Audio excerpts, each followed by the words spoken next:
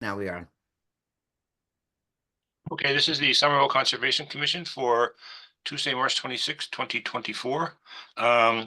Pursuant to Chapter 2 of the Acts of 2023, this meeting will be held remotely and will be recorded. I'd like to do introductions. We'll start with commissioners. I am Michael Fager. I'm a commissioner and the chair. Susan, you can go next. Hi, I'm Susan O'Brien. I'm commissioner. David. David Turin, commissioner. Megan. Megan Kearns, commissioner. Tatiana. Tatiana Ng, commissioner. Okay. Before we begin, I would like to know if the people who are presenting the Draw 7 notice of intent are here. Yes, we are. And who are you? Devin Herrick with Weston and Sampson. Okay. I'm going to ask you to withdraw this notice of intent, a formal withdrawal. We're not going to hear it tonight.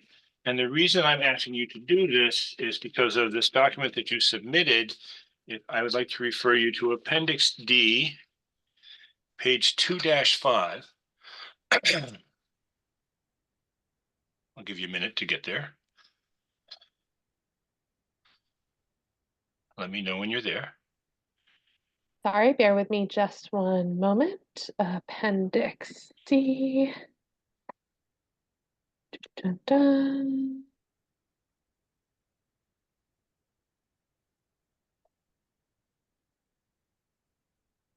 Okay. At the very bottom of that page, you notice the last two lines refer to a beach that is crossed by William J. Day Boulevard. And if you turn the page, you'll notice that it says this part of Boston is filled tidelands. This document refers to a beach in South Boston, has no part of Draw 7 Park or Somerville. So we are going to withdraw this notice of intent, and I'm going to ask you formally to resubmit it when it is in reference to Draw 7 Park and the conditions therein, and then formally refile your request for notice of intent. Hold on one second. I'm just finding that exact line. Bear with me for just It's one the moment. last two lines on the bottom of that page.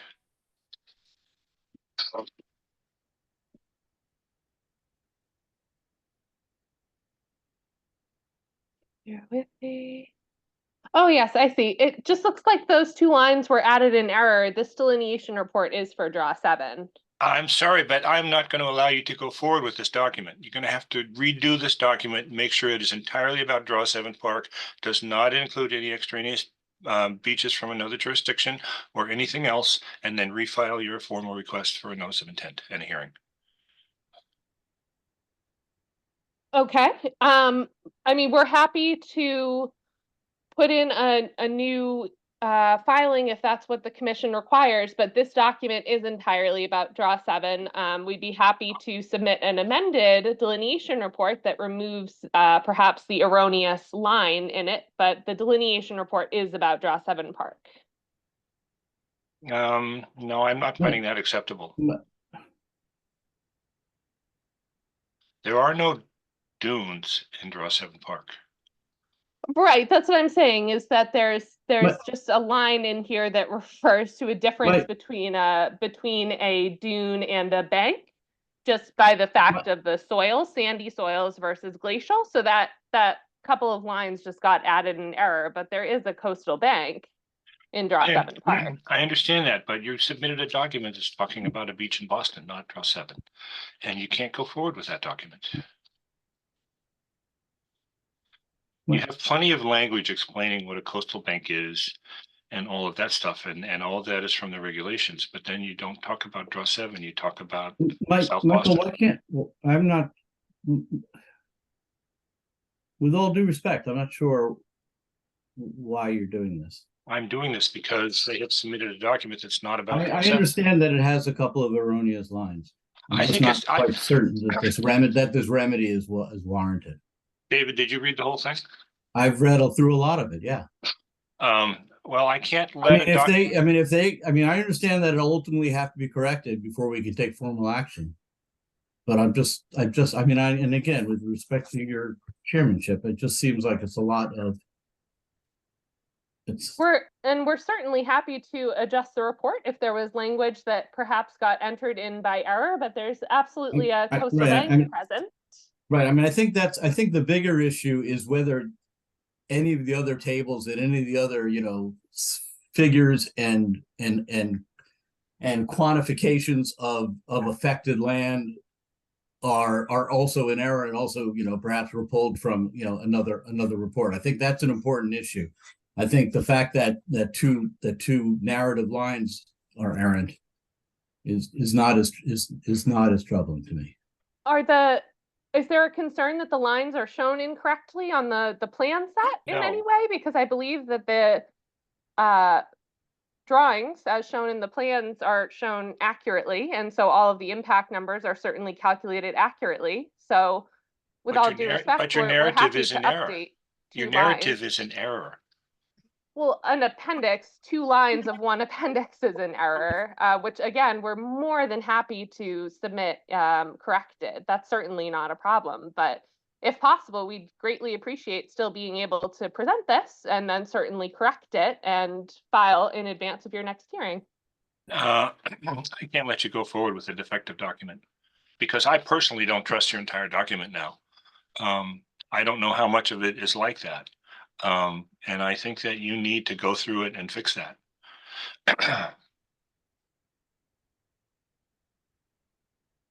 We're happy to fix, but the only thing that's going to be changed is a couple of lines removed from the wetland delineation report. Fine. Like I said, I would like you to file a formal withdrawal and refile when the document is correct. Okay, Malik, what is the deadline for next filing? And we will submit brand new copies with an updated wetland delineation report. I'll get that information over to you shortly.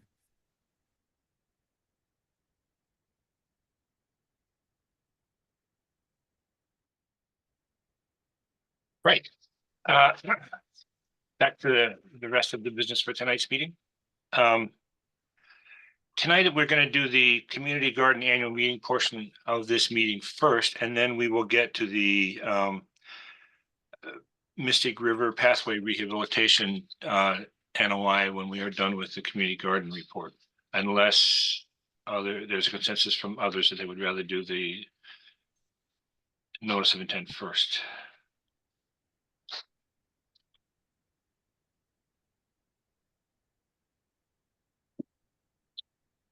Hearing no suggestions from any of the commissioners, I think we should just go ahead with our annual community garden meeting then. Maybe we should do the notice of intent first. I guess that might be faster. Yeah, I agree. Yeah. If we think we can do that expeditiously so that those people can get on with their evenings. Yeah. Megan, are you in on this one? Yes, the draw 7 one is the one I need to recuse myself from. Okay. All right then, who's here for the Mystic River Pathways presentation? Is that you, Amber? Yep, I'm here on behalf of DCR, and I'm here with Nicole. Hey, Nicole. And I believe Elise is joining us, but she might still be about to log on. But I think we can get going, and it should be hopefully pretty straightforward. So I'll just do a formal introduction. My name's Amber Christofferson. I'm on the Trails and Greenways team at DCR. And I have just a very short couple slides just giving an overview of this project. And then Nicole is going to talk about the jurisdictional pieces of the project. Does that sound good? Okay. I need someone to give me screen sharing. That'd be Malik. 1 second. I will give you privileges. Let's see. Thanks for letting us go first. That was helpful. And there we go. Let's see. Are you allowed to share your Yep. screen? Perfect. All systems go. All right. Okay, so this stretch of the Mystic River Greenway was brought to our attention because there's a pretty severe safety issue. So we kind of loop it under our path safety improvement bucket of work. So here's an image. Ironically, I've always called this Whole Foods the Medford Whole Foods, and then I realized this section is in Somerville, which was interesting. So there's a 400 linear foot section of the path that is part of the whole network. This white line that is solid is showing the existing path network and where it goes along the river. These are a few images. So I'm going to have a few slides where we're looking west and then looking east. So west is upstream, east is downstream. This is the path looking west. You can see the erosion has been so bad over the years that it's almost kind of like a dirt path. And then looking east towards the intersection with Auburn Street. And then when you look at the curb and grassy area looking west, this is where the source of the erosion. So we have a proposed solution. This is looking east. And then there's a guardrail looking west. We have a proposed solution for that because this is, I guess, essentially protecting cars from going or preventing cars from going in the river. We want to improve bike ped safety and vehicular safety. And then this is the guardrail looking east. And then zooming in on a couple problem spots, there's a failing edge of the path, very close to a steep slope to the river. And on the right, a curb ramp at Mystic Valley Parkway and Auburn Street that doesn't have any detectable warning strip for ADA. So that is the lay of the land and how this came to our attention and shows the scope of the project. I think you're up next, Jessica. We just have separate presentations. Oh, and there's Elise. Hey, Elise. Hi, yes, I'm going to share my screen if that's all right. Oh, I think I need to be given. Oh, there we go. All right, so here's an aerial of the project. Also, I'm Nicole Frara from LEC Environmental. So this is the Mystic Valley Parkway, bordering the site to the south, and to the north we have the Mystic River. There's some forested uplands along just north of the paved path, and Mystic River flows in an easterly direction, and the bank was delineated. It's sparsely vegetated and it's around 1 to 2 feet in height. I'm just going to scroll to the plans.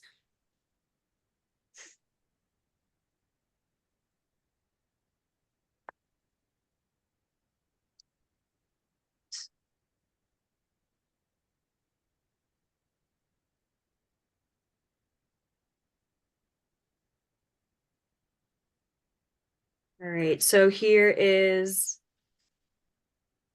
our site with the Mystic River to the north, Mystic Valley Parkway to the south, bank flags along this edge. The 25 riverfront area extends from the bank flags, and it doesn't encompass the whole portion of the path, just where this blue line is.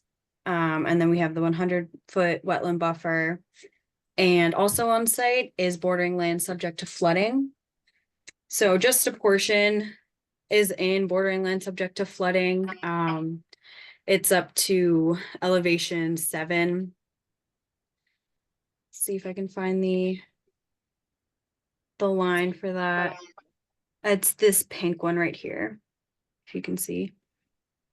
So the work mostly consists of repaving this section. And we're actually going to be decreasing the amount of degraded riverfront area on site.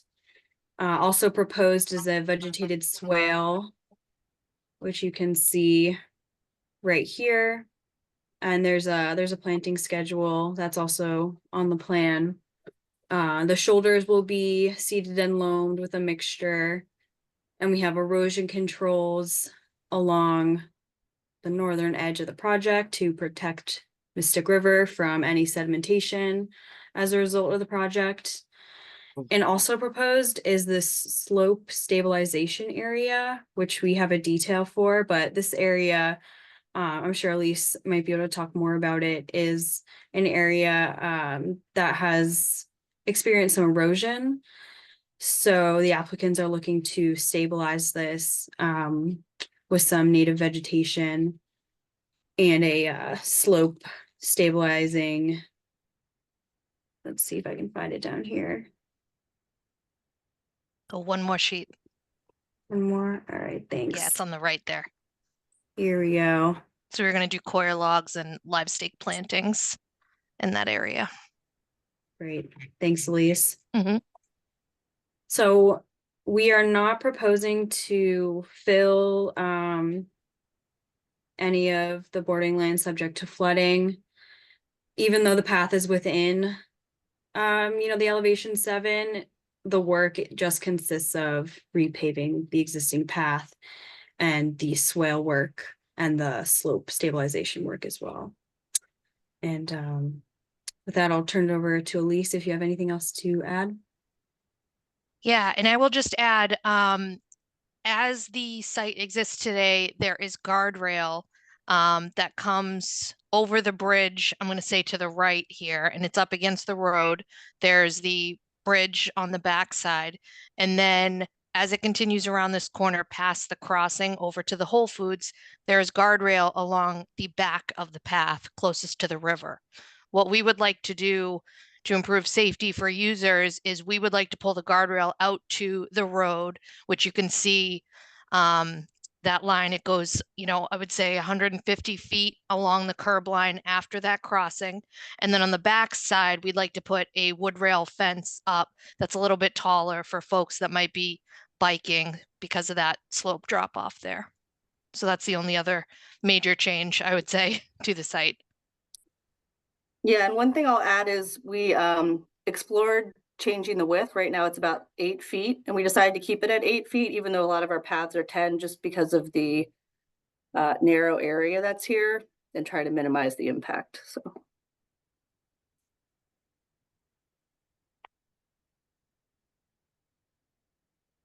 I have a couple of questions. The guardrail along Mystic Valley Parkway, that's going to be one of those standard metal roadway guardrails, is that correct? Yes, Mhm. we were going to match what's out there on the Somerville side. Okay. So that's And consistent. the guardrail along the riverside is going to be the wooden one that you just described? Correct. I think And- there's a detail in there. You can see the height of it and what it looks like. Okay. Yeah, I wasn't clear where that was going to go. I guess I just didn't read it clearly, but that's going to go along the river and the metal guardrails along the road. Yes, Okay. correct. And you say this path is 8 feet. So is the path upstream by Boston Ave, is that more than 8 feet? Actually, I think it might be 10 feet. Is it, Elise? I can't remember. I It's think definitely that, not more than 10. But... yeah, it's not more than 10. I think it's 10. A lot of the paths that went in were, when they were constructed, were between 8 and 10 feet. We're finding some of them might only be 9. Some of them might have the widths are semi inconsistent. So one of the things we're trying to do is to be consistent and standardize the width of each segment within a network. And the path that goes downstream through Medford is also, the continuation is 10 feet? Yes. Yeah, I think that one's 10 feet. That was done more recently. So Yeah, and we there's did quite that bit one of a few space. years ago. Oh, right. Yeah, you guys Yeah. did that. Yep. And this will connect to that? Yes. Okay. And what is your seed mix for the swale? I saw you said you were going to seed it, and I don't recall seeing a seed mix. To be honest, we came up with species for the live stakes. I did not have our LA put in there what the exact seed mix would be. If the commission has a preference, we can certainly include that. Well, I will tell you that the city is currently working on a pollinator action plan. It's in its planning stages right now. So any kind of plantings that you do that would be native plants that favor native pollinators would be greatly appreciated. Great. Yeah, that sounds great.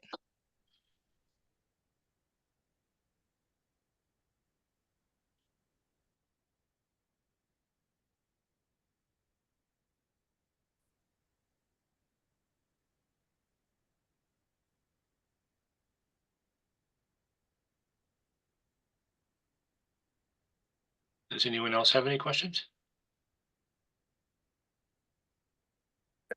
I had a quick question. I didn't see an alternatives analysis with this NOI. Can you just walk through some of your alternatives to pavement, and if you considered porous pavement or moving the pathway further away from the river?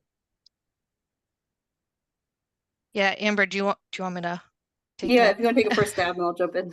So to be honest, when we initially were going to do this project, we did want to pull it away, but we noticed that there were trees planted within the last year and a half-ish, we were guessing, when they went out there. So in talking with our landscape architect, we didn't think that they would transplant well. So rather than, get rid of those to pull the path away, we decided that, if we made these changes, that we could still, put up the wood rail fence, and it would hopefully keep people off of the area closest to the embankment, keep them on the path, and then putting in a swale on the other side would provide that grass space. I think beyond that, we were trying to just, because we couldn't move it away from the river, we just wanted to keep the same footprint that's generally at now. Yeah, I would say the user and safety experience, we just couldn't bring it closer to the road. To answer your question about the porous pavement, we really haven't done a ton of porous pavement as an agency, primarily because of our lack of ability to do appropriate maintenance. And especially seeing like the erosion and material that's flowing on here, and it's such a small stretch. We're hoping that the swale can be an added improvement to stormwater and catching that sheet flow. But Great, thank you. Is the path going to be pitched in such a way that it's going to make the water flow into the swale? Correct. Yes. We Okay. bank it. So I'll say the high point for what it is on the riverside, so that any of the water that hits the path will go towards the swale, towards the road.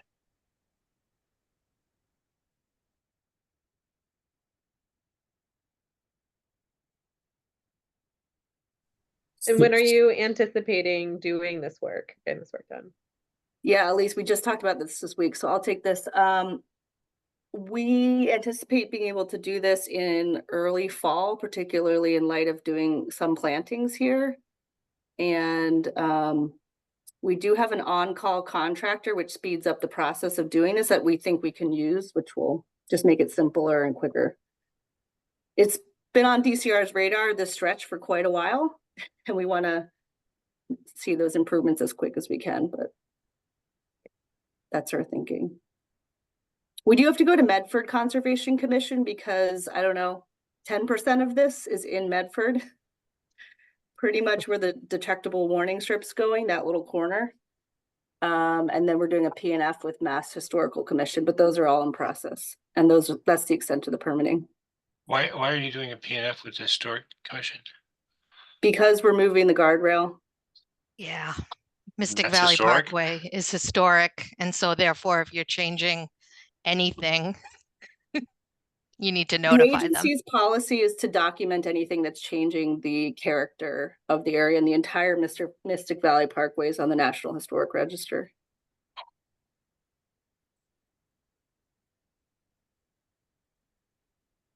Does anyone else have any questions? So the drainage swell connects to catch basins in the street? Is that correct? No, it does not. The idea is that it will percolate into the soil. It's not, necessarily collecting a ton of water. It's only that short stretch of path there. Okay, because I think I saw in the NOI, it says it does. It says the swale will be located on the south side of the trail and conveys runoff south to existing catch basins located along the western side of Mystic Valley Parkway. Oh. Yeah, I mean, there likely is some water that will end up there, but generally we, in this, You're generally, okay, so if there was enough flow, yes, it could get there. So there is a connection. It's just the expectation is most will infiltrate. correct. Okay. Are you gonna do anything to uncompact the soil? I mean, I'm assuming the soil is really compacted, and any rain that hits it now just doesn't go in, it just flows right off. Yeah, in speaking with our LA, they'll likely be anywhere that's going to be seeded with loam and seed, they'll be tilling up the soil through there to try and, you know, also create that space for new grass to grow. That area is pretty degraded now, and it's likely because it's, you know, I'm going to say from, you know, plowing and salt and everything's just killing that area. So hopefully with a refresh, it'll be better moving forward. And that's a good point of consideration with whatever seed mix we choose, is like, this is gonna be probably having some salt. So, Salt Yeah. marsh. yeah. Yeah, we tried to find the right balance between the most basic of repair projects and something like just way more capital intensive, so.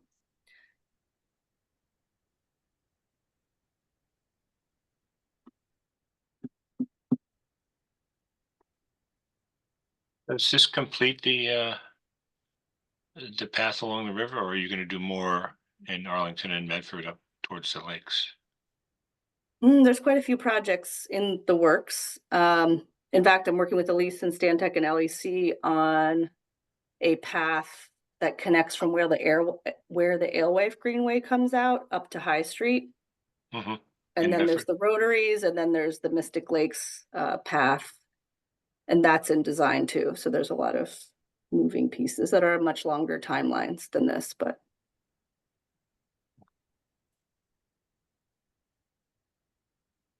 Are there any other questions? Yes, I appreciate what you're doing with this section, but there's another section that runs along the Alewife Brook Greenway that runs along the Parkway. It's in total disrepair. There's a railing that's rusted through the posts that hold the railing up. The concrete is eroded away. There's only, in sections, there's only 2 bolts holding it rather than 4. The sidewalk is all cracked. I wonder if you're aware of this, and if there's a way, I have pictures, if there's a way that I get in touch with Amber directly. Yeah, I'd be interested to know exactly where that is, because I can't quite place it. It's you know, where the cemetery is. You mean between Yeah. Broadway and Mass Ave? It's before Broadway. Is this part of the main Alewife Brook Greenway, or like a sidewalk attached to the road right away for the Parkway? It's a sidewalk. Yeah, I can see why this ended up in a sort of purgatory of maintenance challenges, because our team does the Parkland Greenway work, and then there's the Parkways team. So there's just different folks looking at different things, but I can try to elevate it to the right folks. I know we have a sidewalk maintenance contract that some improvements and. Is there a way that I can have pictures? Is there a way I can contact you directly? Yeah, let me put my email in the chat here. Can I do that? Amber, a number of years ago, the DCR did come to us when they built that wooden decking that hangs over the brook. I can't think of the name of that little street that comes out by the cemetery, between Broadway and the cemetery. Yes, that's the section. The wooden railing's in good shape. It's the metal railing that's rusted through in spots. But yeah, it was the DCR who came to us when they built that. Yeah, that sounds like something we own. Oh. Yeah. All right, is there any further discussion about this project? All right, then. In that case, does anyone want to make a motion that we approve this notice of intent and issue an order of conditions?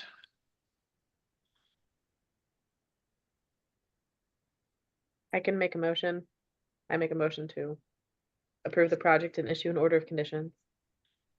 May I make a friendly amendment that we include in the order of conditions that they do an emphasis on native plants that are pollinator friendly in their plantings?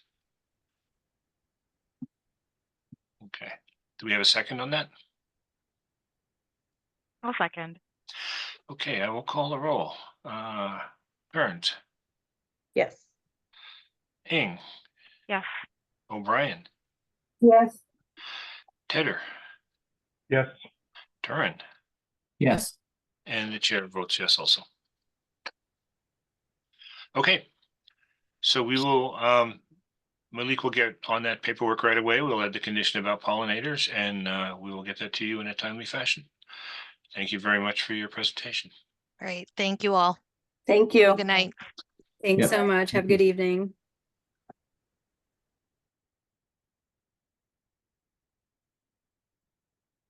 All right, I guess that brings us to the main event, the annual Um, gardeners meeting. Yes, Malik. John Bronincott is here to say a few things about Doughboy. Oh, right. You mentioned that. Yes, I'm sorry. Go ahead. Thank you very much for your time. Just a little bit of background. My name is John Bronincott. I work for the Public Space and Urban Forestry Department for the City of Somerville, and I am the project manager for the Doughboy Auxiliary Fields project in West Somerville. So the construction is about to begin on the project, and as we are kind of working through all the construction, we noticed some of the trees along the Alewife Brook are growing through the fence that was approved for replacement. And so when reviewing that, we kind of decided that we need to come back to Conservation Commission to discuss the options. If I can share my screen quickly, I can give a little bit of an overview about the project and the trees in question. Let me see. Okay, share. You should all be able to see my screen.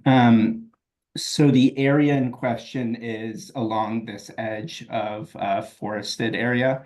So in the existing conditions, we were given the right to remove invasive species. In the order of conditions, we were given the right to remove invasive species along this edge of the field where the fence line runs.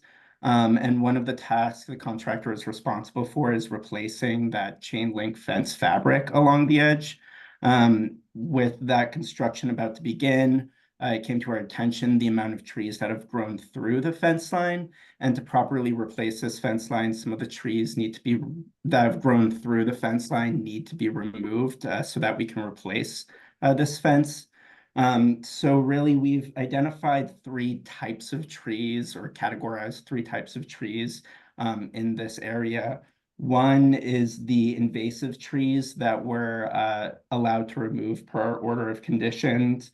Malik and I went out on site today to identify all of the trees, and all of the invasive trees that we found were Tree of Heavens. So we tagged all of those Tree of Heavens along this fence line for removal. The second type of tree that we see on site is the trees that have grown through. Here, let me make this bigger for you all. The second type of tree we are dealing with are the trees that have grown through the fence line and are using posts along the fence as structural components. And so these trees make it very hard for us to be able to replace this fabric. And then the final, here are a few examples of trees that have grown through. You can see different maples and elms that have kind of started on one side of the fence line and have grown through it. And there's a bunch of cases of these different trees that have kind of grown in clusters and through the fence. And then the third type of tree that we have are healthy trees growing along the fence line that kind of aren't really in our way, but we want to be able to preserve as many of them as possible. So with this concern that we kind of have 2 options available to us. Either we remove some additional trees along this edge to help keep the existing posts and just run that chain link fence fabric. Or the second option would be to move the fence line in a little bit along the edge and place new posts and run new posts and new chain link fence along this edge. If we do the second option, that would mean that we would have to dig holes for each post and put in a new foundation for each post. So I think realistically, we're looking to just remove a few additional trees and keep the fence posts where they are and just run new fabric. But I just wanted to kind of hear your all opinion about this issue and how we might be able to move forward. Hi, John. This is Dave Curran. Hey, David. How many trees are we talking about? Let me see. So we're looking at about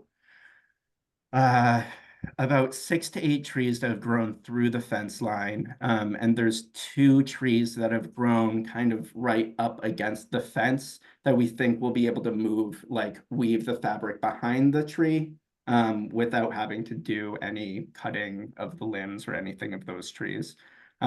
So in total, probably 6 to 8 trees need to be removed, on top of the, I believe, 6 invasive tree of heavens that we identified, and then some additional limb pruning just to kind of prevent cases where the limb is using the fence as support.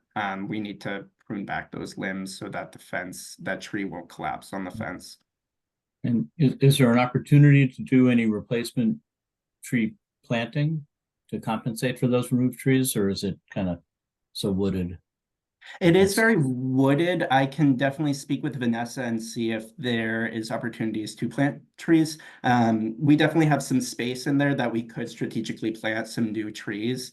I just want to make sure that they're not going to be cast in too much shadow, that they won't be able to successfully grow. But looking at the site, I mean, that edge does face south in most conditions, south or east. So it would get a substantial amount of sun during the day. So I think those trees would be successful if we planted a few additional trees.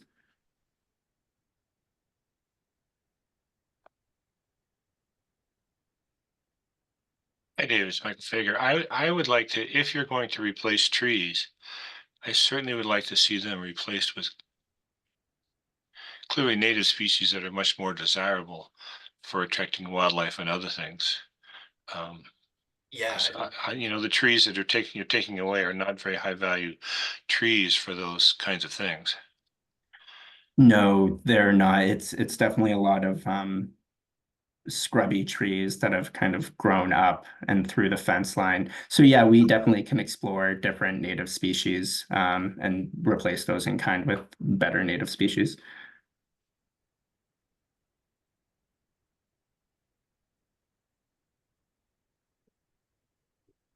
What is your timeline for this work?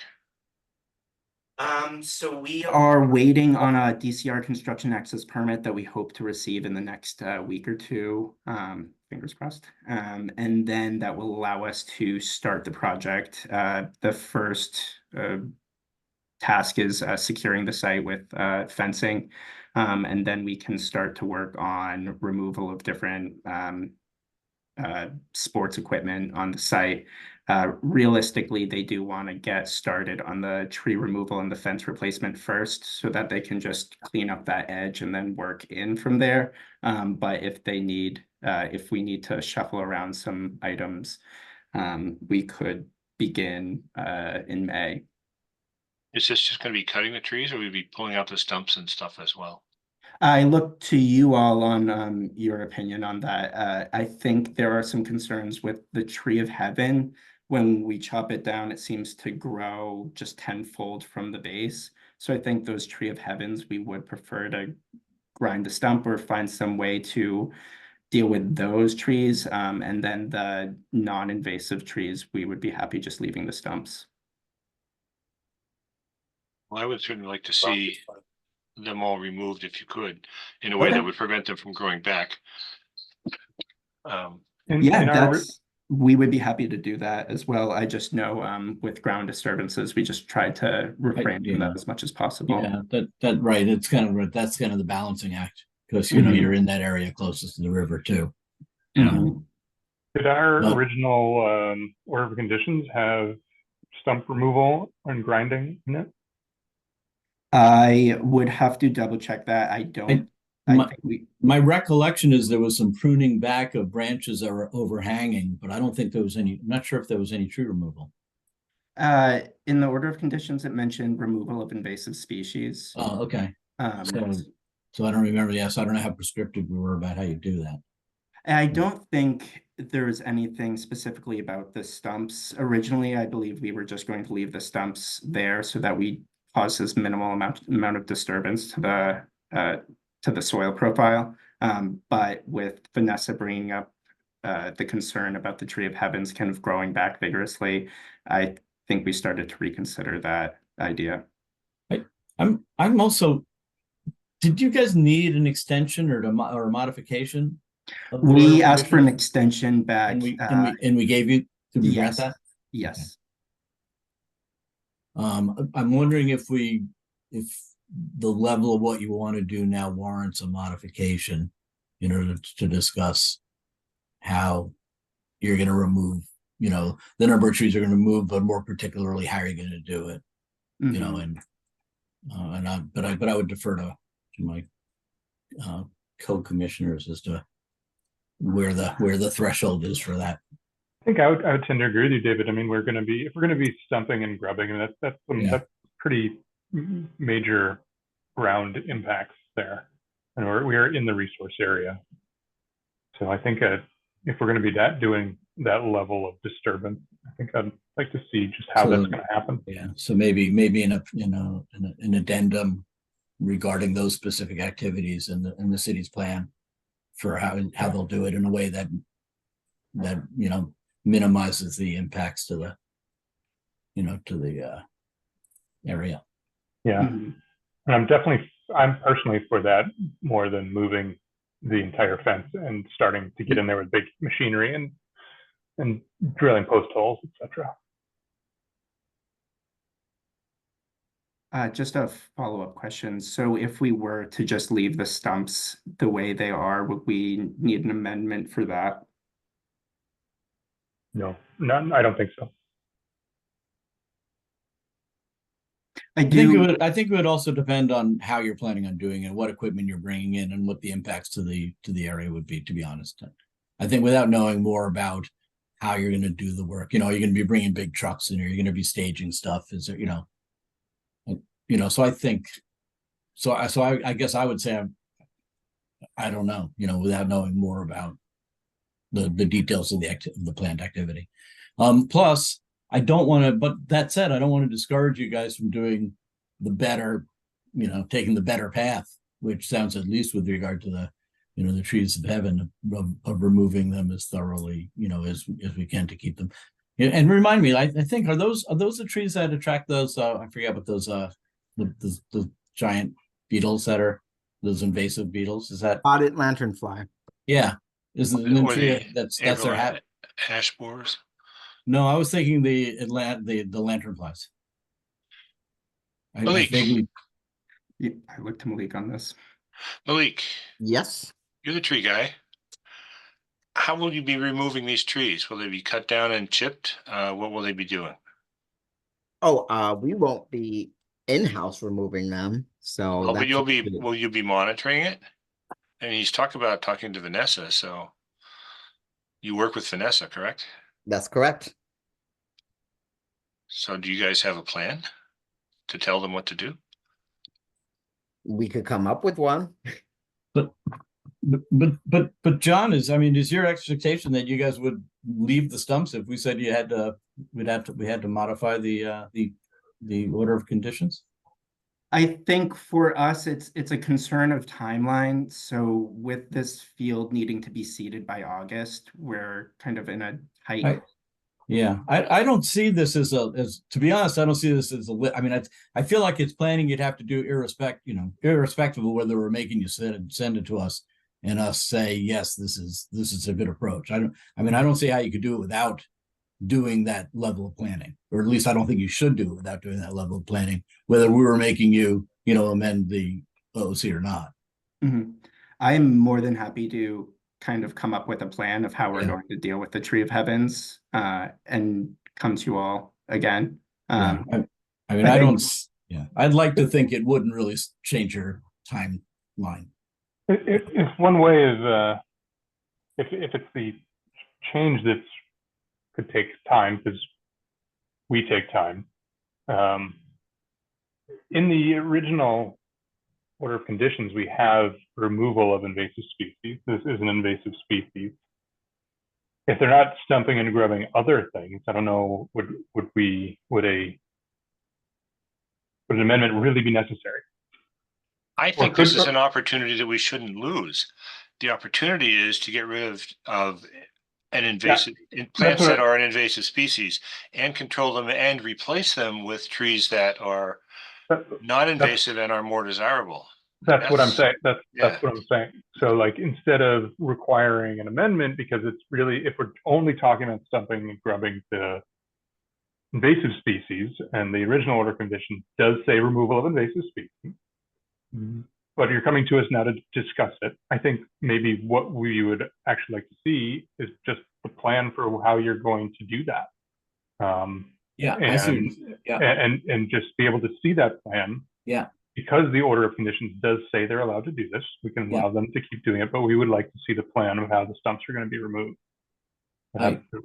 Yeah, I see where you're going. I see, because it already includes that activity. It just didn't stipulate exactly how they're doing it. So now you just give us that plan, so it wouldn't require a modification of the OOC. Yes. Malik, I have another question. Is stump grinding adequate in a tree like a tree of heaven and preventing it from growing back, or would it grow back anyway? Good question. I am not exactly sure, but I'm pretty sure that when you stump grind below grade. So A little it bit, would yeah. actually get to the roots to the point where it won't become that much of an issue in terms of regrowing versus leaving a whole stump, which leaves a lot more of the organism to have a resurgence. Ask Vanessa, see what she thinks. Will do. Yeah, I mean, I know from my personal experience, I had a tree we took out and stuff kept sprouting from a root. And for 3 or 4 years, I had to go out and clip them each year, and then the tree gave up. But there was a couple of years of me, but it was right in my yard. It was, when I'd see the thing come up out of this root, I would clip it off again. And this was 5-6 feet away from where the trunk was. This wasn't from the root, from the trunk. This was from a root that was just right at the surface. I know there are other approaches like using chemicals and herbicides to drill through the base of the stump and kind of inoculate the tree that way. Yeah. I do kind of want to refrain from using chemicals if possible, but I know that is an option. Yeah, and I was going to say something about because I think I'd be more concerned about you guys, putting herbicides, down into the ground there. I think the preference would be, even though I know it would be a bigger lift for you guys to grind it and then probably have someone come in and check it, once or twice, once a year, for a couple of years and just do that preventive, clipping. Yeah, so luckily the great thing about this contract is because the seeding and lawn establishment takes so long, this project's going to be running until the summer of next year. So that does give ample opportunities to have the contractor go out and kind of deal with these over the next now and then in the fall, and then they could go back again in the spring, remove, and then in the summer and remove any additional ones under that contract. And then we would need to look to DPW to kind of wrap up that final year of maintenance. Right. This is what I would suggest. I would go along with basically Newton and David. We have already given you permission to remove invasive trees. So I think maybe if you would just give us a letter outlining your plan and how you intend to do this. And then if we decide we need to act on that, we can do that. Or, yeah, I mean, right, if it raises real questions, then at least we can comment on that. Right, exactly. So, yeah. And if we felt we needed to amend the order of conditions, then we could, although I don't foresee that happening. But if we have an actual document we can look at and see what your plan is, then we can make a real decision. Yeah, I would be more than happy to work up a plan. I can figure out a plan for how we're going to deal with the invasives, and then I can highlight each tree that's non-invasive, that's a nuisance to us, redoing the fence. And then we can talk about next steps. It's invading the fence. Yeah, and that's kind of the funny thing that the contractor was thinking is he was like, well, what defines invasive? Because this is invading the fence. And I was like, that is not what That's we mean not by the definition. here. No. Is it possible you have that letter to us before the next meeting, the Yes. 4th Tuesday of April? Yes, I can get that to you over the next week. Okay. Anybody else have any more questions or thoughts? All right, John, thank you very much. Thank you all for your time. Yeah, bye-bye. All right, now we get to the garden meeting. Where are we?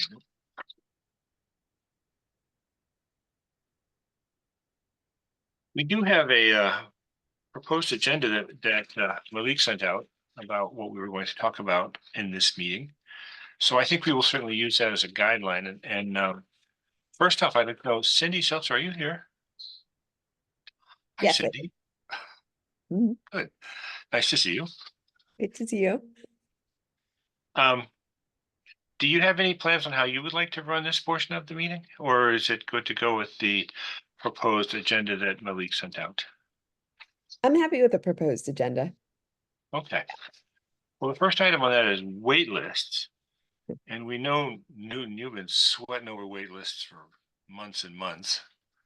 So why don't you take over this portion? It's not just me. So there's kind of a team of us that have been sweating over the wait list for months and meeting and discussing different options. And I think Dan and Sarah are on here too, as well as Cindy. And Chris helped us out as well. So there was a lot of work to try to combine all of the wait lists for all of the individual gardens into one master wait list that also took the online wait list and put that all together, removing all the duplicates and keeping everybody's first, second, and third choices, or first and second choices. I mean, within capturing all of that information, obtaining all that information. So that alone was a pretty big effort to make sure we weren't losing anybody and making sure we had the right and updated lists from each of the individual garden coordinators. And the next piece is trying to automate a process for emailing everyone on the wait list once a year. The idea is right now they email them once a year to figure out if we can remove certain members that are no longer Somerville residents, for instance, or no longer want a garden plot. And once a year be able to call the list down, either automatically or the first year likely. A great job that Cindy's going to have would be to go through the responses to that email blast and remove the individual line in our database. And the idea being we'll be able to do that automatically every year, so we don't run into a problem that we've had over the last many years of having an extremely long wait list that contains many people that may no longer even live in Somerville. So trying to cut down on the amount of time that the garden coordinators spend trying to fill a plot and just making everybody's life a little bit easier.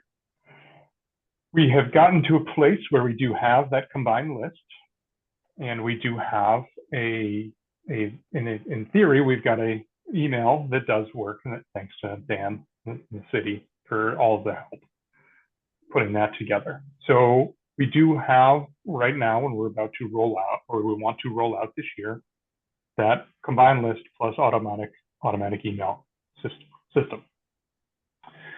So I feel like we made a lot of progress. I mean, it was a really long slog to try to get all this done and everybody just get us all into agreement and all meeting at the same time and getting the system to work. Went through a lot of iterations, it was all volunteer work. So I just really want to thank Sarah and Dan and Cindy in particular for all of your help in getting this to the place where it is right now. Yeah, that's my update on the waitlist. I think we're in a pretty good spot. We are in a good spot moving forward, that the waitlist will continue to come down and be able to be a little more manageable and hopefully filling plots quicker. That's my spiel. When do you plan on rolling this out? I know you said soon. So the combined list has already been combined, and is when people sign up on the current form on the website, it actually hits that combined list right now. So all of that is complete. What we need to do is, and Cindy, this is a lot on you, is the next step is going to be to figure out a way to communicate how to use this combined list with all of our individual garden coordinators, and to make sure we're not having the same problem again with each garden coordinator having their own list that could be separate and distinct from the main list. Right now, we need to be always working off one main list moving forward. And that has been completed. The email, the automatically generated emails have not gone out to everybody yet. We're still in the process of refining the language for that email, I think, at this point. But we are in a good spot to come to the commission right now and report out for our little committee, our little task force, I think we're called, that You were a task force, yeah. We have completed the objective of combined list and a system to send out automatic email. That was our 2 objectives, and we have completed those objectives. I just want to say congratulations. I think that was a big project you guys undertook, and I'm glad you were able to work it out. And I sure hope it works like you plan on it working. Me too. I think we should probably have another start-in subcommittee meeting coming up at some point to really discuss that email output and when and how those emails will roll out, so we can be ready to fire that off. And with that, we want to invite Dan to that meeting for sure, and probably Sarah as well. Have you and Cindy been working with the garden coordinators so they understand this is how the wait list is going to work going forward? We haven't gotten to that point yet, because the wait list was just finished. So we have now 2 separate spreadsheets. We have the spreadsheet that is the current gardeners, and we have the wait list spreadsheet, so it will make it much more efficient. I think adding a tab to the wait list spreadsheet of folks who haven't responded, just to track that, folks who say, I don't want to be on the list, or who don't respond to outreach, is going to be the next thing, because everybody had their own system for keeping track of, these are the people I got in touch with who didn't respond. And I think we just need to standardize that. And to some degree, I feel like it would be important to get the input of the coordinators too, as to what's going to work best for everyone. Okay. Good. Yes. So you guys feel good about that, though? Yes. If you feel good about it, I feel good about it. And Chris has asked a question in the chat about the individual garden coordinators be able to go over the combined list before we begin where we roll out those emails. And yes, that's absolutely. I know Cindy had sent everyone a message to get your latest list, and that's what we use to do the combination. So hopefully we're not missing anything. But there will be that. There is definitely that opportunity to go in and make sure there's no omission.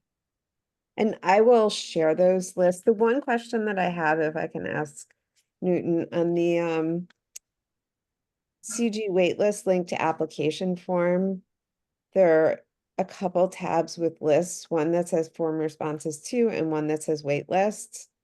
And I wasn't sure which one is the one we're supposed to be using. Yeah, that is the latest wrinkle in this form. And I think the next discussion that we need to have is the garden subcommittee perhaps is if we want to change this form, we have the opportunity to change this form around. If we're asking the right questions on this form now, do we want to add questions? Do we want to remove them? And we say that because after we did all this combination, the form has created another tab somehow, and I don't really know how it did that, but that's what happened. So we're in a good spot. The original list is in that first tab.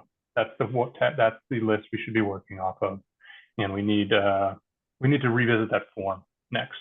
And I think to make sure we have the right questions, and we're like, it's pretty long right now. We might be asking a little too many questions, I think, but that was not the charge of the task force. So like we need to reconvene and try to figure out if another task should be looking at that form. And I think it should be, to make sure we're actually capturing the right information. Do you think we should schedule a subcommittee meeting now, a garden committee meeting? Probably, yeah. I think that would make sense. My first thought was that April the 16th, just because April the 9th is the day after the eclipse, and I'll be coming back from Maine, so I don't know if I can make a meeting that day. Okay. No guarantees. 16th is fine with me. I know, Cindy, you have Tuesday. Oh no, I don't anymore. Okay. So, yeah, that would be fine with me. Okay. All right. So why don't we? Works for you, Titania? Yep. 16th. Okay. So we will put April 16th as the next gardening subcommittee meeting. Okay. And Newton, you think that we'll be talking about finalizing the last elements of the waitlist email? I think so. I'd like to, on that, I'd like to have 2 agenda items. Thank you, Sarah. I'd like to finalize the language for that email and talk about the form and potentially look at either a new form or recreating the form we have. This is the application form? Everything. Yes, online application form.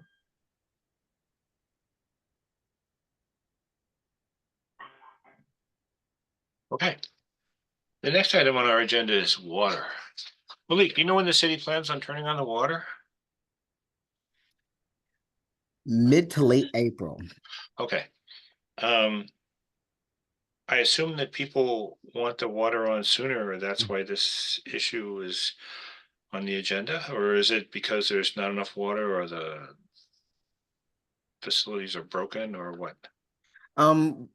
We're prone to surprise frost in this time of year. So mid to late April is probably the safest bet. But this should be earlier than last year, I believe. It's kind of always around mid-April-ish, isn't it? Or is it May 1st? I think it's Memorial Day, the latest, typically. Memorial Day. That's pretty late. That is, yeah, that's pretty late. Yeah. So April's probably right around the right area. And then I think it would go off mid-October or early October. Yeah, last year was mid-October, as I recall. Mid-October. So April to October, that's pretty much our water season. Does And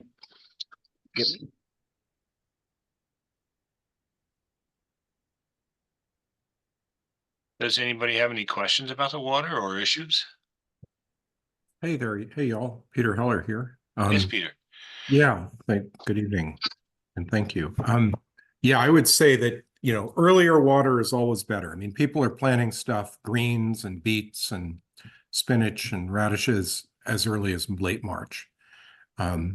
So, and we have had real issues with the city turning on the water pretty late in recent years. So getting it done earlier is always better. It'd be really good to get it done in April.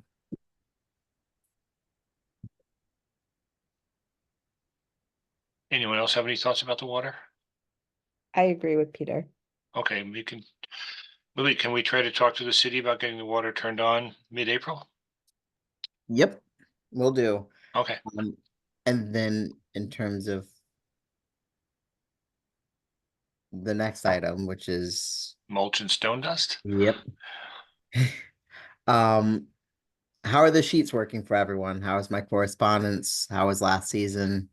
Is that good to go again? What do you mean? So I send out a sheet basically asking everyone to fill out the square footage of mulch and stone dust that they're requesting. And then I send all of that to my contact, Ben Waldrop at DPW, and he gets it done. The sooner I get that information from everyone, the sooner I could give it to Ben, and then he will just do it all at once. So that sheet will go out, and I want to know if anyone had any hiccups with contact or drop off or delivery or. Did we get notification that it was being dropped off? I honestly, I don't remember, but it would be really helpful to get that notification. I feel like sometimes we've gotten to the garden and there's just been a pile of mulch. And if it's gonna rain or anything, it's really better for us to be able to move it. Yeah, usually I have all that information at the coordinator's name, contact information, and then they will coordinate with whoever is being delivered to, and then Okay. they work out the times. Great. I think the one thing that you did last year that worked well is you gave a deadline to fill out the request.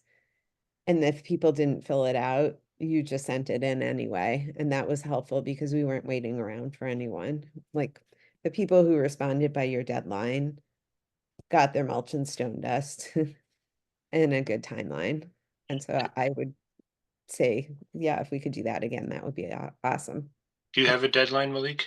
I will come up with one and email everyone very shortly. I think that's a good idea. I think people work better if they have a deadline. Yep. Oh. Well, what about spring cleanups? Those are organized by each garden individually, is that correct? Yes, they are. Do you push them along or you just let them do it on their own? I do not push them along. I assume that all the coordinators are doing it, and I haven't heard any issues with them. I know we have one, and everybody's excited for spring. Everyone shows up for spring cleanup. That's a fun one. Definitely, exactly. Ours is going to be an Earth Day. Oh, that's Which nice. is April 20th, by the way. That's right.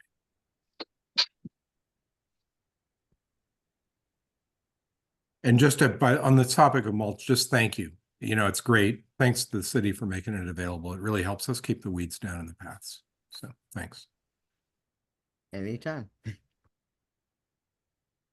All right. The next issue is new plots and gardens. And I just want to share an email that I got from Luisa Oliveira.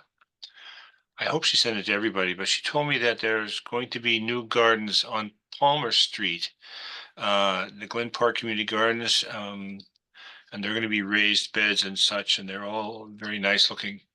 I don't know if you've all seen that. I will forward the email with the photographs. I asked her if she had a specific date for the actual opening. She said not yet, but sometime in April. Apparently the mayor wants to be there and make a big to-do about it. So I will, when I find out, or Malik, when you find out, let us all know so anybody who wants to can show up and just be there. All right? Absolutely. And I'll forward this email I got from Allison with the pictures and the description to everyone so you can all see it, because I don't think she sent it to everybody. So, are there any other issues with new plots or people on the wait list or anything like that that we need to discuss? We had one issue again with the rats, and I don't know if anybody else has had some rodent issues. But one of our gardeners in a raised bed has rats that somehow were able to burrow into the bed. Into the raised bed? Yes. It's a raised bed that's been there for a while, and it's sort of a faux logs. And so one of the logs somehow, I don't know, it must be like spring frosts after all these years, one of the logs sort of moved and the rats sort of tunneled through them. Huh. Malik, do you know if the rat guy has any idea on how to work on controlling rats in the community gardens, especially raised beds? You know, the city has a rat guy, for those of you who may not know this. Yeah, I believe they were gonna come out with some educational materials for everyone, I believe. Cindy, I believe we met with the Yes. Yeah. Yeah, and he seemed great. And he had some good ideas, but I mean, obviously we can't put poison in a nest that's in a bed. I Yeah. know some folks some of my friends said they put dry ice in those, but then you have, and it kills the rodents, but then you have rodents in the bed. Yeah, they'll It just be doesn't seem compost. very appealing. They'll just be compost. Yeah. And I guess the other sort of question is that something like they got in because the raised bed was coming apart a little bit? Is that something that the city can help us with in terms of fixing? Malik, do you know if that's possible? I know very little is possible, but it can't hurt to ask. Cindy, do you know what it would take to fix them? I'm not familiar with what the damage looks like, but is it possible to organize a volunteer work party and bang them back together somehow? Maybe. It looked, I sort of pushed at it and it seems kind of heavy to me.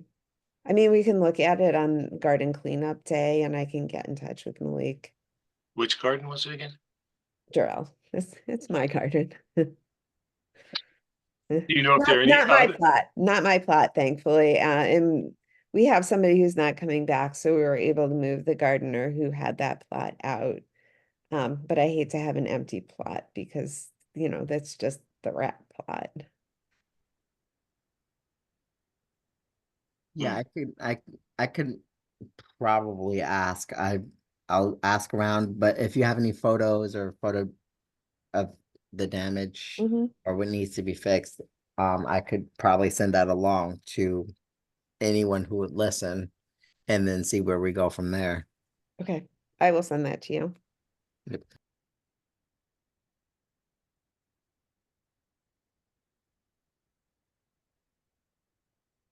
And you also have listed plot renewal. Does that mean that people who had plots last year, whether or not they're going to renew for this year? Is that an issue? Is that on the agenda? It's on the agenda. It's Oh, plot okay. renewal. It's right above garden Oh, fees, and the yes. two might go together. Yes, I think it may have been talking about the process that we're using. We've been using a Google form for people to fill out the paperwork for plot renewal, and we're using the same form again. We're still Yeah. Does that using work? that same form. It Yep. works well. We definitely get much better response because it's so easy to do. You just fill out the Google form. And I know in Durrell, I just have people Venmo me with the payments and then I send a check to Malik for the part that we owe the city. Is And there that's any, it, yeah. is there any particular method for the whole system, or is just garden coordinators collect and give the money to you or to Malik directly? Garden coordinators collect the money. We don't give all of it. We each give $5 a plot to the city.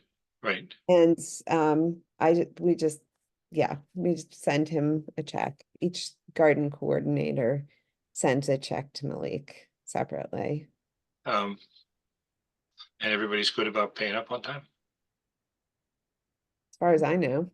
As far as I know too, I usually check like once a year and then I ask if anyone's behind that they send a check. And the worst time was during COVID when I wasn't in office at all and the checks came. Then they just sat there for 6 months. And then they were no good anymore. Yep, exactly. All right, I have a question. How much is it for a garden plot per year? I forget. It varies by garden. I know ours are $25 at Jarrell. And you use the extra money for garden supplies and such? Garden supplies, lawn waste bags. It seems like every year we need either new hoses or new nozzles. One year we bought a new shed because our old one, when you closed the door, it fell off. And so that wasn't working well for us. Last year we used some money at Jarrell to put in some new raised beds to get more gardeners in there. So yes, it's for use in the garden.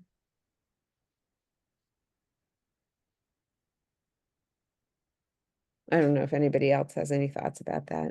Yeah, I mean, similar. And we use it for garden supplies and we end up, we keep it low, $25 to $30 a year. And we have a provision for if people need assistance, and that 25 or 30 bucks is a stretch for them, we'll make an accommodation. Oh, Leanne says that Glen Gardens at Palmer Ave are ahead of schedule. They may finish on Monday per PM today. I'd like to see the wait list finish so we can move ahead and get new gardeners in. We have 18 new plots. Awesome. Let me talk to Louisa before we respond to that and say that they're open just to see if the city has a specific plan, because many of them are raised beds, and I think they want to allocate them to people who for physical reasons need raised beds. Well, let me confirm that before. I'll send her an email for tomorrow or by the end of the week for sure, and let you all know. And like I said, she told me that the mayor wants to have like a ribbon cutting or something, so I'll let you know when that happens. I didn't, Cindy, I don't think I included you on that email with the pictures. I'll send that to you too. Oh, thank you. Let's see. Okay, that's all we have on the official agenda. I think that we should have a period of time where if there's anyone who is tuned in on this meeting who would like to ask Cindy or any of the commissioners or Malik any specific questions about community gardens or issues or problems or whatever, I think we can do that for a while. I believe Vivian would like to say something. Oh yeah. Hi everyone. I'm Vivian. I coordinate at the Lincoln Park Community Garden. One issue that did come up quite a few times in the past 2 seasons has been a different kind of pest. But sometimes we do have gardeners who say that people are coming to take things from their garden plots. So I think there's been some instances where people have just come in and snipped off the entire herb plant that someone was growing, or taken tomatoes here and there, but that could be animals as well, which is hard to say. But there's definitely signs where humans are taking things from people's garden plots, and I know that a few gardeners have gotten pretty upset at that because obviously people are working hard to garden their plots and grow things. I think one idea or suggestion that was given to me by a gardener was whether it's possible to update some of the signage or post additional signage in our community garden just to clarify, because there is the thought that perhaps the language on the signs is not quite clear, and that people might get the impression that the items also growing in the community garden are up for grabs. So I guess I'm happy to have it come out of our garden budget. I think we certainly have the funds for it. But I do wanted to pass it by the city to see if that's something that we would allow.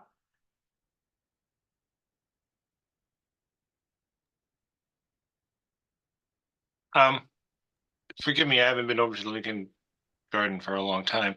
Is there a fence around that garden now? There is a fence. It is not locked. So there are 2 entrances that you can walk through it. There is also there's like a concrete pad area. So there is a little picnic bench that is free for people to use. Would it help if there were gates and locks put on that fence? Perhaps. I mean, the gates aren't super tall, and I think there is some thought that it is a nice area and it feels somewhat exclusive to lock the gates. I guess if it came down to it, maybe. We've heard that complaint before about other gardens being exclusive because they're behind gates. But I agree with you. It would make me angry if I had a garden and someone stole my stuff. So, I mean, gates may be not very polite, but they get their job done. I know the bike path garden has a locked gate, for instance. So. Okay, I wasn't aware that any other gardens were locked, but that's interesting information. Yeah, in the bikeway we had to because of that exact problem. And that's why there's a lock, correct? Right. Okay. Maybe we'll try the signage first, and if anything keeps up, then we'll have to resort to that. But yeah, thank you for chiming in on that. I mean, just for clarification, Lincoln Park was a specific, experiment to try and have it not be locked and have limits on how long someone could keep the garden plot. Well, here's a question, David. Does our testimony indicate that it's not working very well? I mean, I know people have complained. But I think that was. I think maybe trying to change or improve the signage might be a good first step. Lily, can the city make signs for the gardens? I suppose, yes. I mean, they do have a sign shop, right? Huh? The city has a sign shop, right? I believe we could, there's many ways we could, get signage. So we could probably use some funds from PSF for signage or, commission a sign shop. We can figure it out. Oh, so the answer is yes. Yes, we can get signage. Okay. I just noted in the chat that Glenn and Tufts are both indicating that they have locks on their gardens as well for the same reason. So, there's no question that Lincoln Park is the anomaly. Yeah. And I think it was specifically to try and not have them seem like such an exclusive space. Okay. I wasn't aware that we were the only ones that were unlocked, but all right. I think you're also the only community garden with term limits. Yes. Luckily, I don't think we've had to use those too much. The turnover seems to be quite frequent. Mm-hmm. Probably because of all the theft.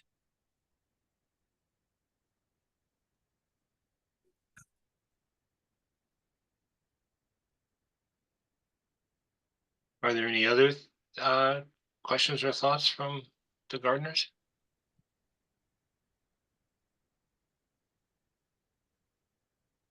Okay, we had a meeting December, I guess. A young woman from the city came and said that she was trying to coordinate a program where people who had surplus produce from their gardens could donate them to people who are food insecure. I haven't followed up with her, although I did meet with her. I met her at a meeting and we talked about it briefly. I'm going to try to get her to come to our next committee meeting in April, and maybe we can talk about that and see if there's any way to set up a program such as that with the help of the city. Does anybody have any thoughts about that, or do you think that would be a good idea? I know we piloted that with a few, or we didn't. A few of the gardens piloted that last year with partnering with local community groups to distribute excess food. And by all accounts, at the end of the season last year, that worked very well. And I think we should try to do that again. Anything we can do to encourage that or make it easier for the gardens to be able to partner with a group to get that food distributed to those people that are food insecure, all the better. I think it really helps. It brings a different aspect of community to the community garden program, which I really enjoy. And I think it seemed to be working well. So we should try to continue that. Okay, I will try to get her to come to the meeting in April as well, and we can talk about that. So. All right, is there anything else? Just want to say thank you. You're welcome. Yeah, thanks you guys for supporting the community garden program. It brings a lot of joy and helps bring community. And we've certainly heard the message about kind of openness and inclusivity. And we do everything we can to kind of open the gates when we can, unlock the lock and find ways to have events to bring people in from the community to expose them to it. So thank you. And Peter, what garden is that? Tufts Garden. Tufts. Yeah. Yeah. Thanks. Thank you. All right. Well, I think we'll bring this. Vivian has her hand up. Oh, she does. Go ahead. Oh, sorry. That was from earlier before. Oh, okay. Sorry. Thanks for noticing. Sorry about that. Thank you, everyone. All right. In that case, if we're finished with this portion of the meeting, I would like to thank you all for coming and offering your thoughts in the chat or, vocally. We appreciate it. And again, we're having a committee meeting on the 18th of April. Is it the 18th? 16th, tentative. 16th, yeah, the 16th. I'm sorry. The 16th of April. Do we have a time for that? Oh, probably 7, but if you want to meet earlier, we can work it out. No, I don't. 7 works for me, but I just want to put it on that. I told the garden coordinators I'd email them with notes. Okay. Well, I told one, but I will email them to everyone. All right. So then I guess we'll move on with the rest of our agenda. Cindy, I have a question for you. Did Lisa Brucalaccio contact you about talking to some students she's working with? She works with the Community Growing Center, and she asked me for your contact information. Yes, she did. I talked to her today. Okay, good. Yes. All right. Well, thank you all for the garden portion of the meeting. We do have a little bit of other Conservation Commission business to take care of. You're all welcome to stay if you wish, but if you wish to leave, you're welcome to do that too. Thank you all again for coming, and I hope that we've been helpful. Thanks so much. Thank you. Thank you all. All right. On the agenda, the next thing is task force reports, Community Preservation Committee. David, do you have anything? Yes and no. There was a meeting, but unfortunately I'm not home and I don't have my notes in front of me. Oh, I thought your background looked different. Yes. Yeah, no, I'm down in Connecticut. Oh.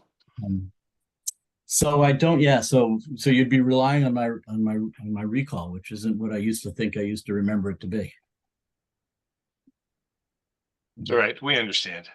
Okay, but very short. I mean, we are in the we're in the midst of of the new applications period. I think our next meeting, I think the meeting tomorrow is the public hearing actually. Mm-hmm. When the folks that have filed applications are going to be available. I think that we're trying to change it a little bit in the past couple of years and probably maybe forever. I don't know, Michael, but what your experience was. It's not a public hearing in the sense that I always thought a public hearing was. It's not very, it's really more a presentation of the applications by the applicants. And there's not usually much in the way of actual back and forth or questions or public participation. So I know that there was an effort, I'm not sure how it was going to be implemented to try and change that a little bit or make it a little bit more of a, a little bit less, just hearing them present their ideas and a little more of an actual back and forth and hearing. We actually had it sort of both ways. People would come in with the applicants would come in and make their presentations. And of course, I was notorious for asking everybody all kinds of questions they didn't want to answer about why they wanted money. And we would do that, and people would come in. Most famously, we had the kids from the West Somerville Community School come in and make this presentation for the playground. For the playground, yeah. Yeah, that's just pulling at our heartstrings. Yeah, that's exactly what they were doing. They did it very well too. You didn't just say, play on the broken glass. So I'm trying to remember what some of the really specific proposals are this year. In particular, of course, for in this context, the open space projects. I think it's primarily, still some park redesign plans. I don't think anything I can't remember anything very exciting. I hate to tell you, again, without my notes.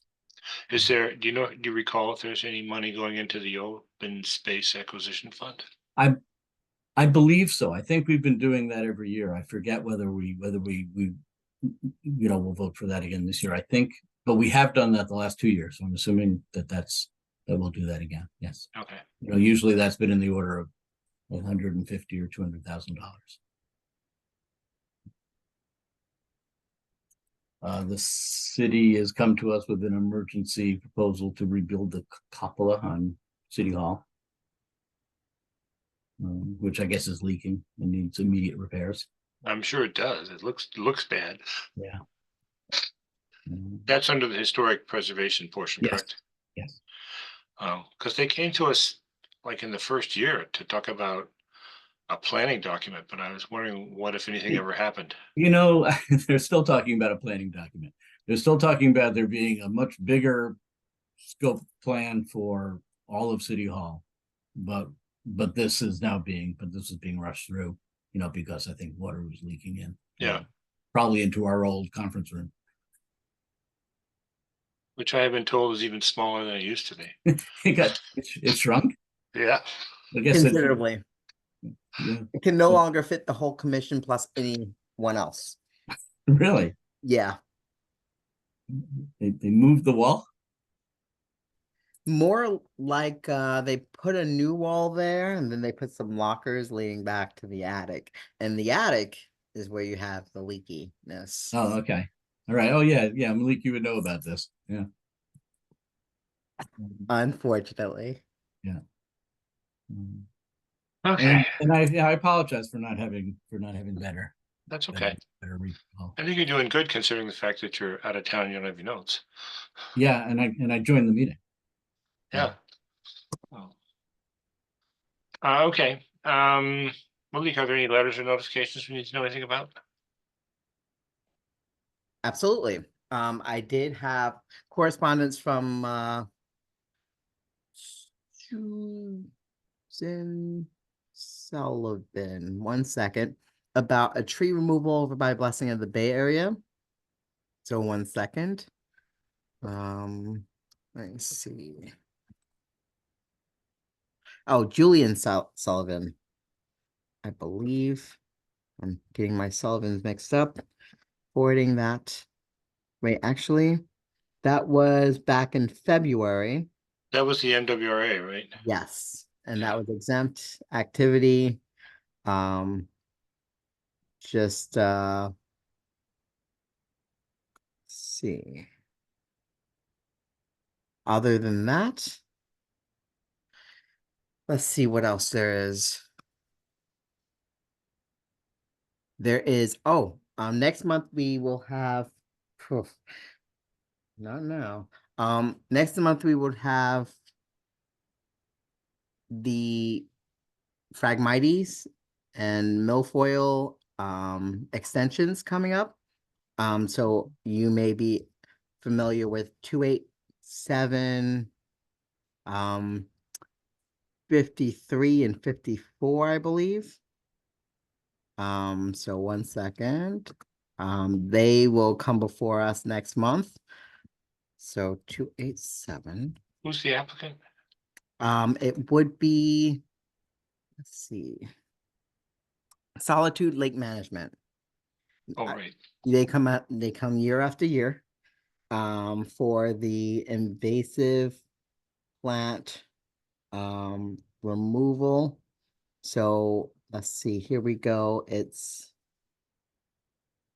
They have two that we typically see, but one is expired. So 287-0043 is expired, and they sent an email, but they never really followed up on having a public hearing. So we believe that one has expired, and they wanted an extension, and they need to figure out what to do about it as they've already expired.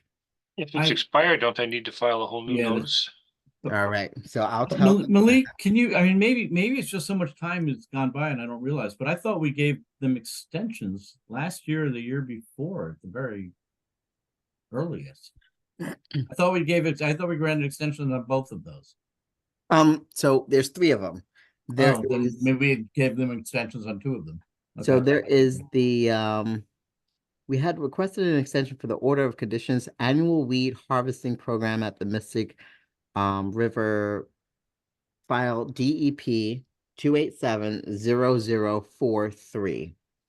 And then the other one is 287-0053. So 0053, I believe, is good to go. And 0054. So they sent an extension request for all three, but I think I'm only going to be able to honor two of those, right? Yeah. Which is the one that's expired? Do you remember? Can you characterize which OOC it is? Yes. So let me forward this. Here we go. So, oh, here we go. So 0053 is Phragmites. No, I think one is Phragmites and the other is Water chestnuts. Yes. So submersed vegetation. Mhm. And then 0043. Oh, that's the mechanical harvesting. The mechanical harvesting expired on October 23rd, 2023 with the COVID tolling, which usually adds 425 days or some obscene amount of time. And they've tried to reach out in August. We don't meet in August, and we didn't have a meeting with them in September. So we never had a hearing, as they never followed up.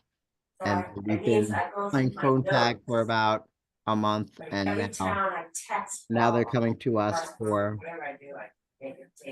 the Phragmites and the water chestnut and this. So I could tell them to refile 4-3, and then we'll have the hearing with all three next month. Okay. So that's the meat and potatoes of that. And did we choose to talk to them about having a more holistic approach? Yeah, we have for years. We've tried to get them to come in with a integrated plan, to get away from the chemical treatment. Which they use for the lily pads, I think. The glycophosphate. Oh yes, that's right, the glycophosphate. Yeah, and every article I see makes it seem like glycophosphate is worse than I even thought it was. The time before. For the previous, for the previous article, right?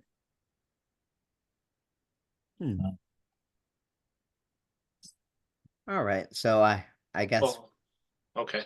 I will send probably old minutes in regards to the old meetings for last time so that the newer commissioners who weren't there or privy to the OOC would become privy to it. And then yeah,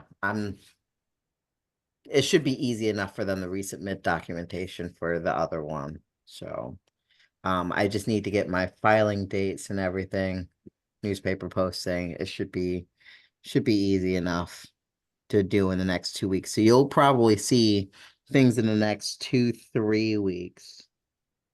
Yeah. And then I'm just wondering if that's enough time for them to get everything together for an NOI, but that's on them. Yeah, I mean, if they can't do the new NOI, then they just have to come back the following month or whenever they get it done. Yep. All right. Thank you for that.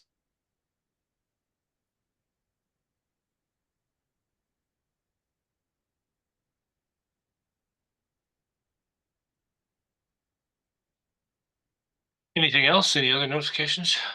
All right, I'm scrolling. I don't see anything. Okay.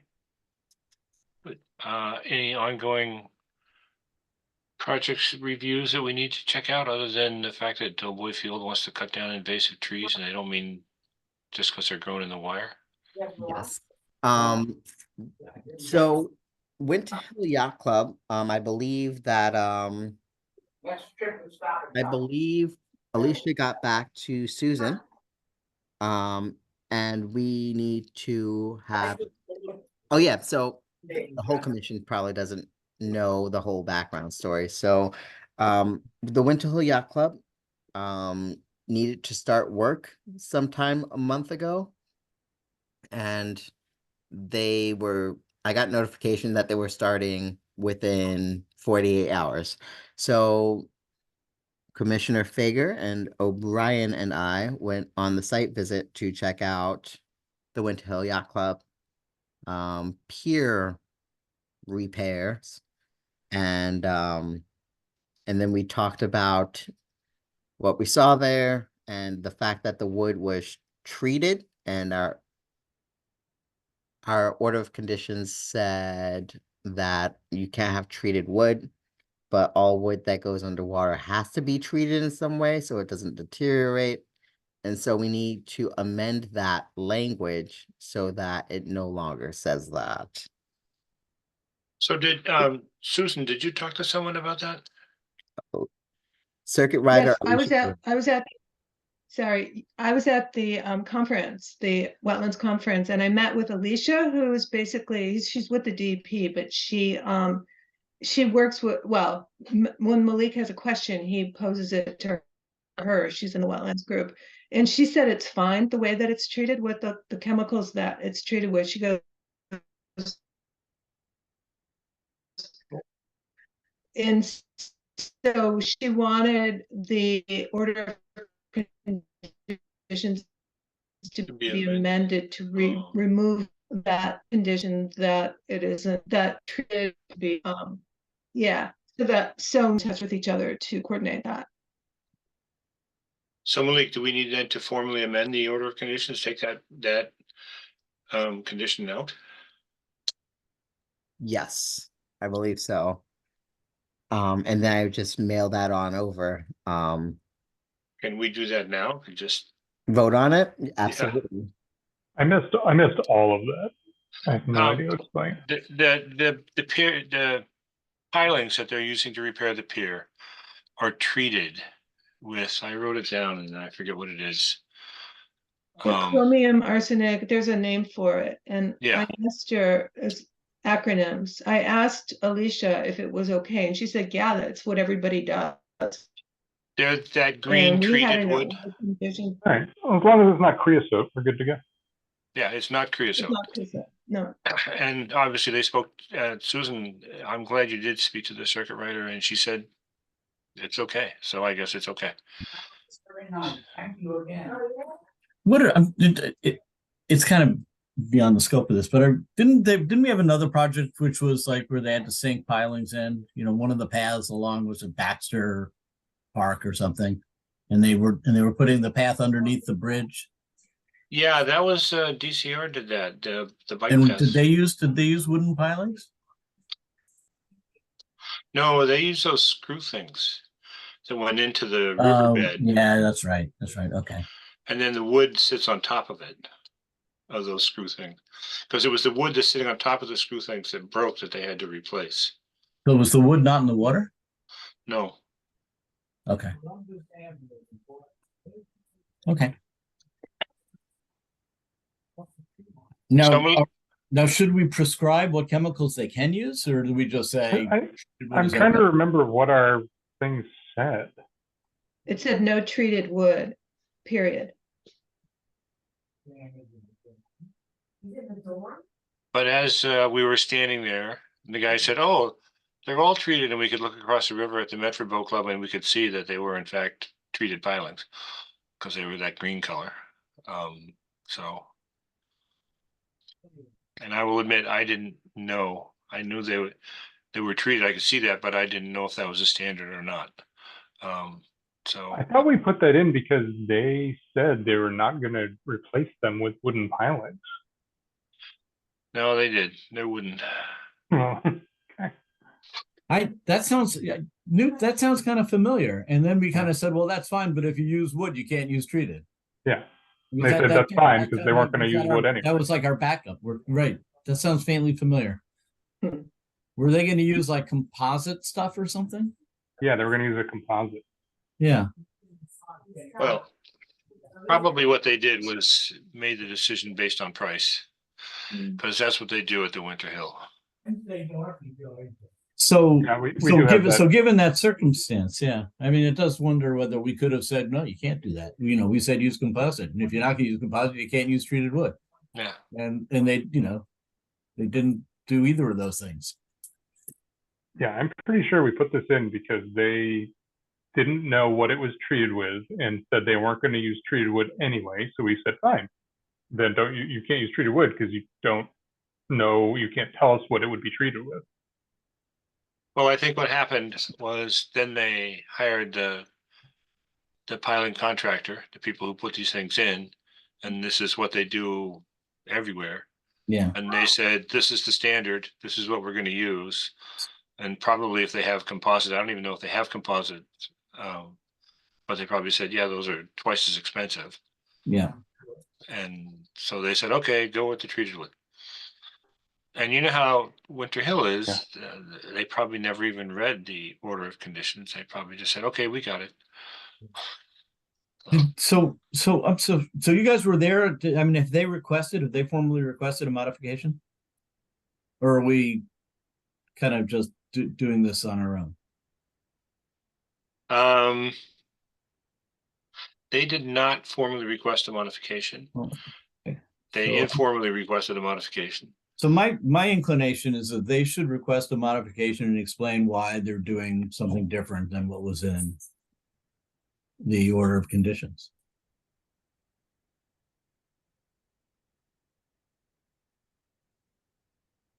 I mean, unless Susan, you kind of felt like we were, you were kind of read the riot act and, and DEP is saying we have to change it. When I talked to Alicia, the circuit rider, she said that Malik could amend, it's not too late to amend it, the order of conditions, and it could be done, so. Is amend different from modify? No, it's the same, sorry, I meant modify. That's a more legalistic way of saying the same thing. Yeah.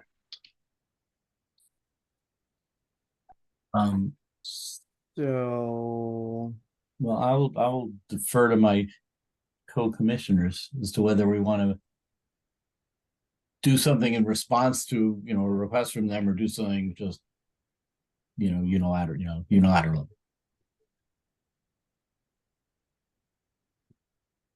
Do any of you others have an opinion or thought? No, it just seems like weird, right? I mean, like they told us they weren't going to use it, so we put that in there. Or I think we would have said, if they're planning on using treated wood, we would have said, what are you treating it with? And we said, okay, does that comply with like the Army Corps standard? And if the answer is yes, then we would just say yes. You know, this wouldn't be a big deal. But they said they weren't, and they didn't tell, so they couldn't tell us what they're treating it with. And so here we are, like, actually, we want to save a bunch of money, so why don't you just go ahead and amend that, even though we still don't know what we're treating it with. Well, okay, here's what I think. From my perspective, I don't think we did our due diligence. We should have gone to the circuit rider and said, we have this application to put pilings in. What is the standard for pilings? And she probably would have said they could be treated with this chrome made stuff. What was the rest of the name? I can't remember. It's copper arsenate, CCR. CCA, sorry. CCA. Yeah. And then we would have said, you know, if treated, that's what you know. I mean, I feel I'm as much at fault as anyone because I didn't find out about it. Yeah, And, but I mean, yeah, I don't sure, know. I don't agree with you, Michael, that it was lack of due diligence. I think we talked to them about it and they said they were going to use composite. Yeah. Yeah. You know, so why would we then go to DEP and find out what sort of treated wood can they use?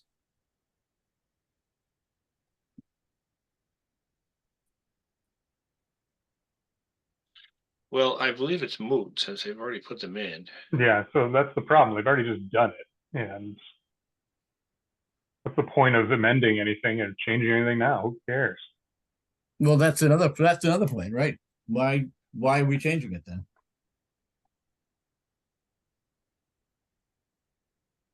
Let's move on with our lives. Winter Hill Yacht Club's just going to do whatever they want anyway. Yeah. So let's just move on with our lives.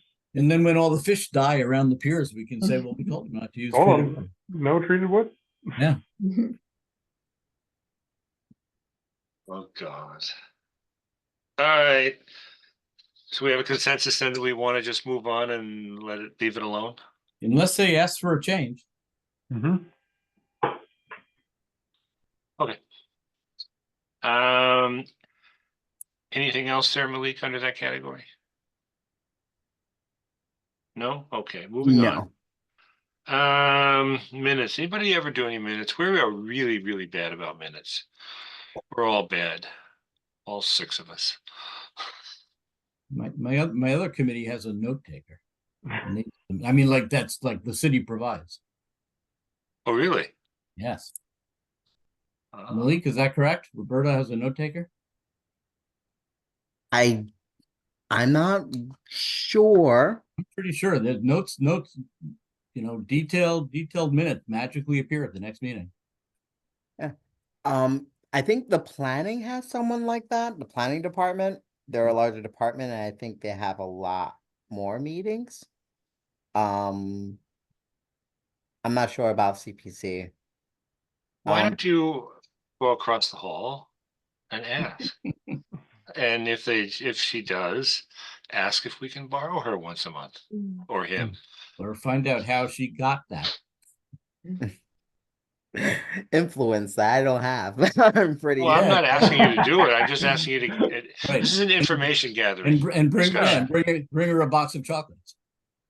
All right. Noted. That she can share with all of her colleagues as long as it's like less than $75. I'm also trying to get us a 7th to no avail, but I need to get that posting back out. Okay. Yeah. Other than that, that's pretty much all I got. All right. Since does anybody have any minutes to present? I bet no one does, since I didn't see any emails to that effect anywhere along the way. Okay, I'll try to do the minutes for this meeting because, you know, somebody has to. And we'll address that question again next month. Love it. Well, it should be a short, well, then again, I guess it should be a shorter meeting, so we could kind of hash out those details. I will try and get what's I do have one last thing before we adjourn. Yes. I believe at a recent meeting, we talked about whether we needed hard copies of NOIs. And no, Michael, you wanted them, but I thought a number of other people, including me, did not feel it was important. And then when I went, but then I got the email that all, the hard copies are there, and it's these huge documents, which, not for nothing, you've now asked them to resubmit. I could tell them not to submit anything besides digital copies this time. That's easy. Because they usually ask me every time, and sometimes or I say one two copies. hard copy, Michael, Yeah. if you insist on having a hard copy. I like I- having a hard copy. Yeah. I usually do. say, please send 2 copies, one for me and one for the archives. So I could easily ask for like 2 or 3 copies. one for Or have Michael, the one two, for and Michael, you can go archives. and borrow one of them. Yep. I'll admit, If other people do want them, but I felt I got an awful lot of, and I did flip through it. It was nice flipping through it, but it was an awful lot of paper, and I didn't enjoy that. Yeah, we saved a lot of paper over the pandemic. Willie, do you need the maps back, the full-sized ones? No, I only asked for 2 full-size maps, I believe. Okay, and I have one of each. All right. Oof.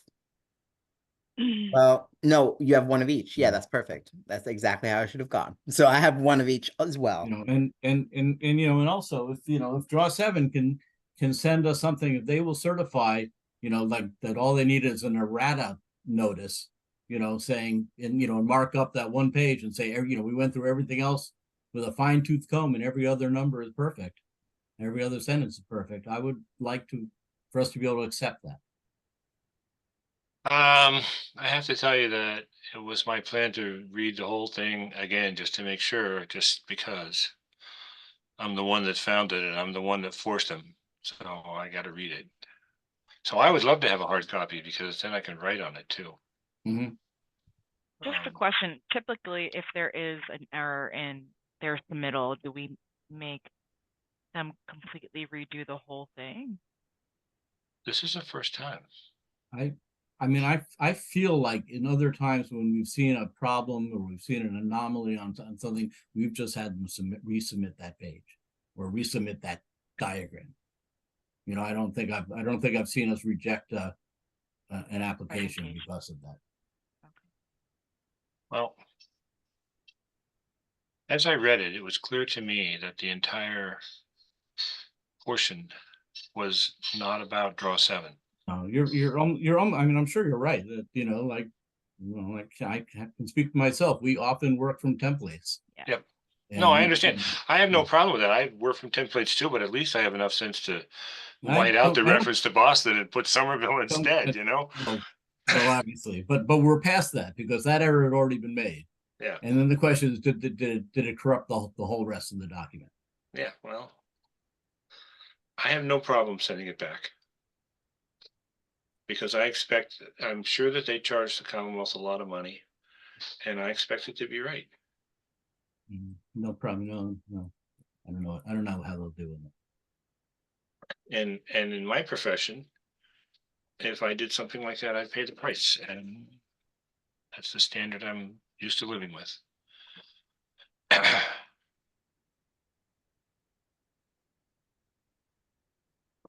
So Tatiana, what do you think of having a hard copy, Tatiana? I can see you paging it through it right now. Yeah, but this is so much.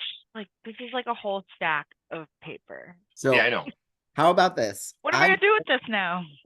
You gotta rip off the plastic and recycle it. Oh my God. So future Malik will ask for 2 hard copies and provide one to Fager's residents. And as you guys wish, you could flip through it and peruse it and look at the full-size documents if they're provided, and then the rest will be electronic. Sounds good? Yeah. Excellent. Okay. All right. Is there anything else we need to discuss tonight? How are the vacancies coming along? They're not. Is it because there are no good applicants, or because the city doesn't like who applies, or what? There are no good applicants, and the way that we do it now changed. Well, actually, there was fewer applicants than there has been ever. All right. Well, how's the way changed? So it changed because me and you will have to team up and do interviews now. You and me? Yep. You know, I heard someone say that about the forestry committee, and I said, oh, no, we don't do it that way. We don't interview anybody, the city does. Yeah, so we have to, I believe we might have to do it that way, but we might have to go through the AAC normal way because we're commissioned. I need to actually figure it out Okay. on what changed because it changed in between commissioners. So, so Michael, as you will likely recall, we used to do it that way. We didn't make the decision, but we would get all of the applications and we would review them and we would make a recommendation to the mayor's office. Yep. And then the mayor would interview them. Well, I'm happy to interview if we have to. I actually like interviewing. It's one of my favorite things to do. All right. Well, I certainly like that better than the way it's been the last bunch of years. No, I mean, we've done great. We've gotten great commissioners, but it became totally, we didn't have any idea, until you were introduced to us as our new commissioner, but that wasn't how it used to be.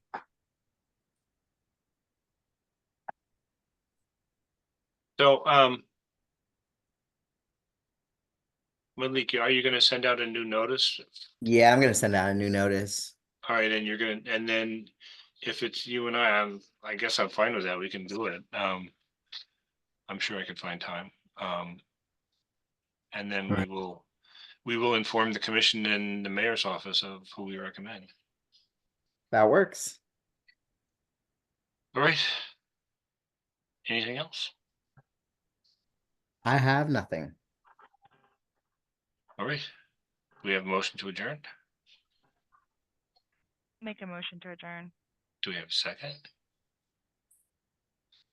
Susan had her hand up first. Yeah. Susan seconded it. Yep. Okay, all those in favor, say aye.